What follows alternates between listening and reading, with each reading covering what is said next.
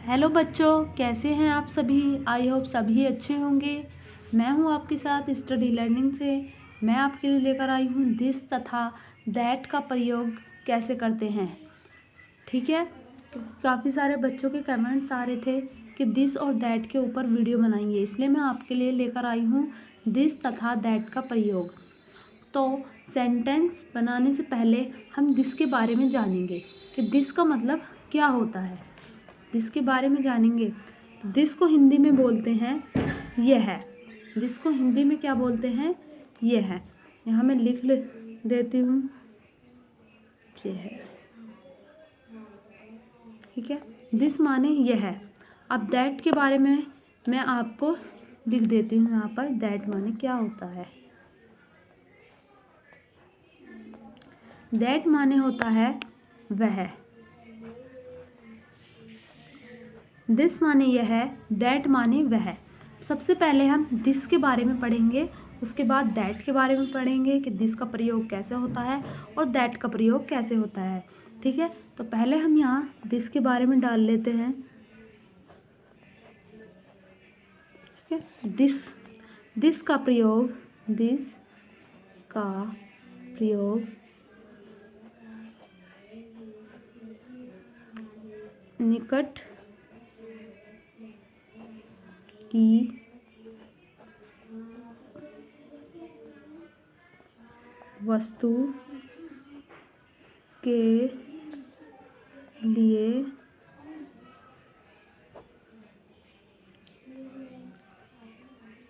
किया जाता है।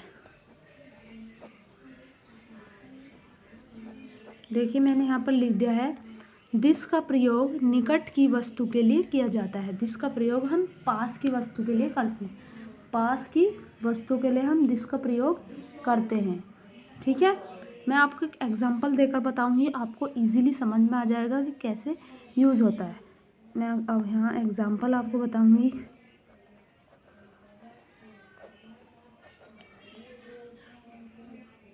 जैसे मैंने सेंटेंस लिया, यह एक घर है। यह एक घर है। तो हम क्या करेंगे, यह की इंग्लिश क्या होती है, दिस। दिस माने यह, दिस। अब इसके तुरंत बाद हमें क्या करना है, इसके तुरंत बाद हमें यहाँ पर भागना है। तुरंत एकदम हमें कुछ नहीं देखना, तुरंत यहाँ भागना है लास्ट में। ठीक है, लास्ट में भागेंगे है की इंग्लिश क्या होती है की इंग्लिश होती है इज़। This is. अब तुरंत भागने के बाद अब इस उल्टी तरफ हमें चलना है ऐसे। अब हम उल्टी तरफ यहाँ चलेंगे। एक घर है मतलब, तो दिस इज़ अ हाउस। एक घर है। पूरा सेंटेंस यहाँ पर आपका बन चुका है। दूसरा एग्जाम्पल आप देख लीजिए। जैसे यह एक जहाज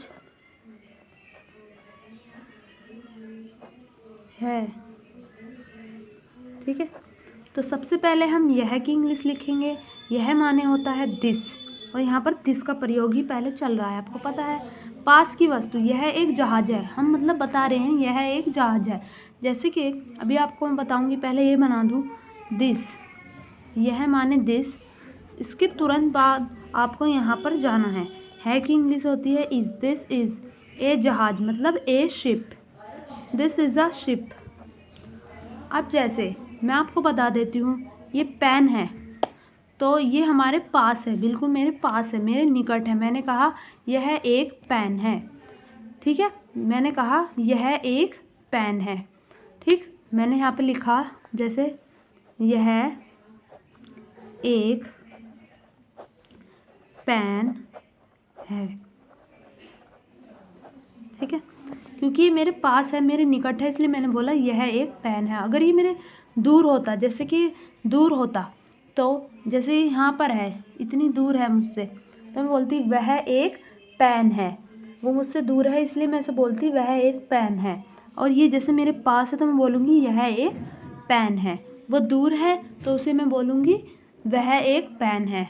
वह का यूज़ हम दूर के लिए करते हैं और दिस का वो दैट का प्रयोग हम वह दूर के लिए करते हैं और दिस का प्रयोग हम पास के लिए करते हैं।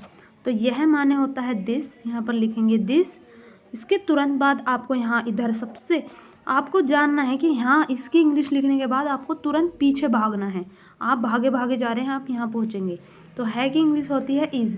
दिस इज़ आ पेन, एक पेन, एक पेन पूरा एक है, एक पेन है, एक ही पेन था ये, जैसे एक पेन है तो दिस इज़ आ पेन। ठीक है, जैसे मैंने यहाँ पर एक सेंटेंस दिया, यह एक छाता है। ठीक है, मैंने यहाँ लिखा यह एक छाता है। ठीक है, सबसे पहले मैं इसकी इंग्लिश लिखूँगी दिस। इसके तुरंत बाद मैं इधर जाऊँगी सबसे लास्ट में। दिस इज़ माने होता है यह है एक छाता, एक छाता। ठीक है, पूरा एक है ये, एक छाता। तो अब इसको कैसे करेंगे हम, यहाँ पर दिस इज़, यहाँ मैं यहाँ लिख देती हूँ पहले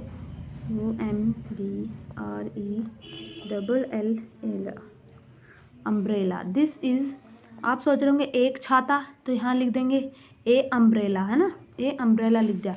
लेकिन हमें यहाँ पर देखना है ये वोवेल आ रहा है अम्ब्रेला, तो हम वोवेल के साथ एन का यूज़ करते हैं, एन अम्ब्रेला।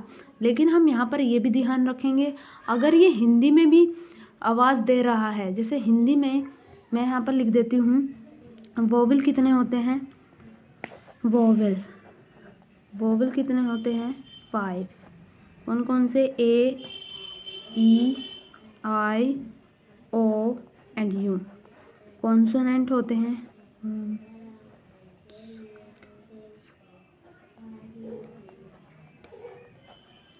कॉन्सोनेंट होते हैं आपके 21। ठीक है, B C D F G H J K L M N P Q R S T V W X Y Z, ये सब आपके कॉन्सोनेंट होते हैं।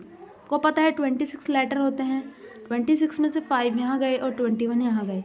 ठीक है, और हिंदी में देखिए, हिंदी में होते हैं स्वर, इनको बोलते हैं वोवेल, और कॉन्सोनेंट होते हैं व्यंजन। ठीक है, स्वर होते हैं ए आ छोटी बड़ी छोटाऊ, ए आ छोटी बड़ी छोटाऊ, री ए आई ओ औ अंग अने, अने तक स्वर होते हैं, और व्यंजन कैसे लेकर आगे ज्ञानी तक होते हैं।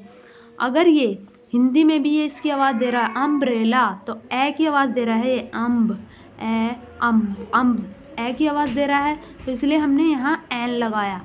अगर यहाँ ये जैसे कि यूनिवर्सिटी होता है, यूनिवर्सिटी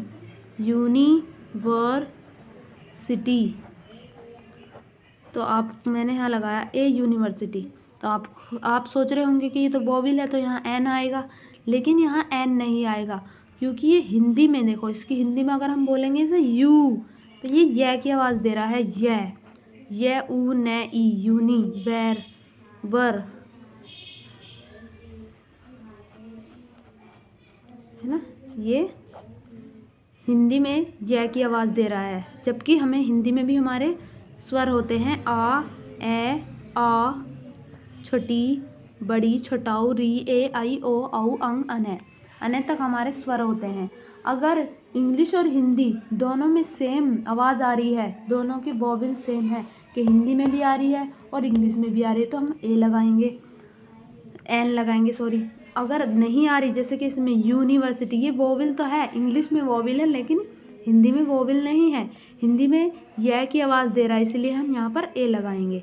अम्ब्रेला है, अम्ब्रेला वोवेल है, यू वोवेल है, लेकिन हमने देखा कि हिंदी में भी आवाज़ आ रही है स्वर की, तो अम्ब ए की आवाज़ आ रही है, तो यहाँ एन लगाएंगे। आई होप सभी बच्चे समझ गए होंगे। ठीक है, अब हम चलते हैं, दैट का प्रयोग करेंगे। अब हम दैट के बारे में जानेंगे। दैट माने होता है वह। ठीक है, दैट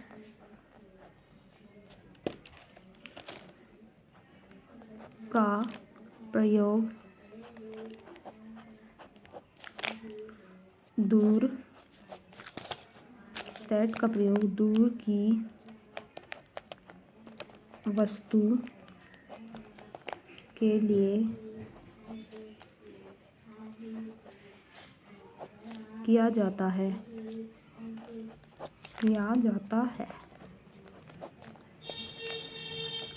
दैट का प्रयोग दूर की वस्तु के लिए किया जाता है। जैसे मैंने अभी आपको एग्जाम्पल के तौर पे बताया था, पेन का एग्जाम्पल बताया था।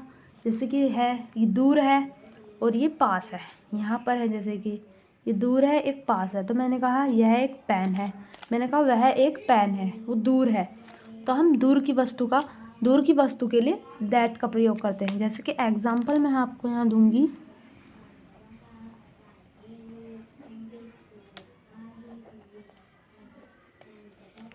जैसे एग्जाम्पल है, वह एक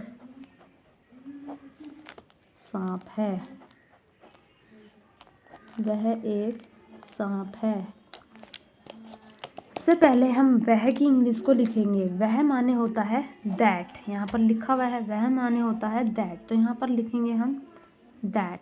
उसके तुरंत बाद आपको लास्ट में आना है, कुछ नहीं देखना आपको, कुछ भी हो, पहले आपको वह की इंग्लिश लिखनी है, फिर तुरंत आपको लास्ट में आना है। तो है की इंग्लिश होती है इज़। मैं आपको लिखवा दूंगी कि है क्या होता है, था क्या होता है क्या होता है, ठीक है। दैट इज़ ए स्नेक, एक सांप, तो ये पूरा एक वर्ड है, एक सांप है मतलब, दैट इज़ अ स्नेक, ठीक है, समझ गए होंगे आई होप। दूसरा एग्जाम्पल ले लेते हैं, जैसे वह एक उल्लू है,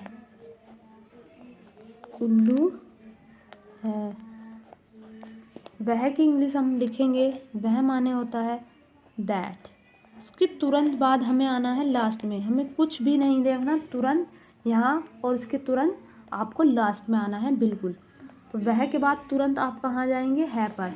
तो दैट है माने होता है इज़, दैट इज़ एक उल्लू, यहाँ पर क्या दे रखा है, एक उल्लू है मतलब, तो एक उल्लू, मैंने यहाँ लिखा ए आउल।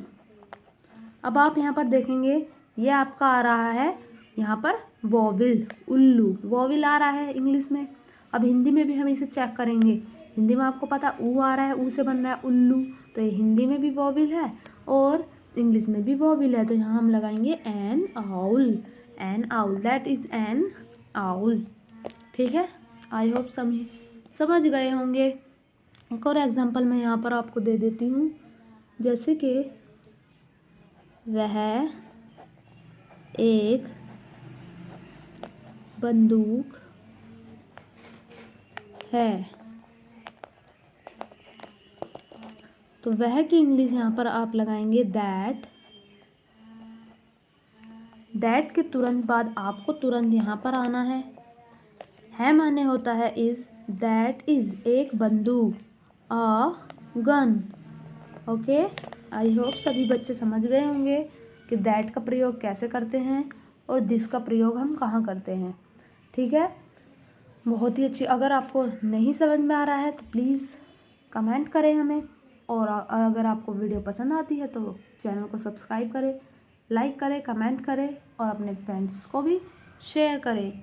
एक्सरसाइज अगर मैं आपको दे दूं तो प्लीज़ आप बना भी सकते हैं। आप कुछ ऐसे सेंटेंस लिख लें कि वह एक बंदूक है, वह एक बैग है, यह एक स्केल है, यह एक पेन है। आप खुद से बनाने का ट्राई करें। आई होप सभी बच्चों को पसंद आई होगी और सभी को समझ में भी आ गया होगा। Thank you very much.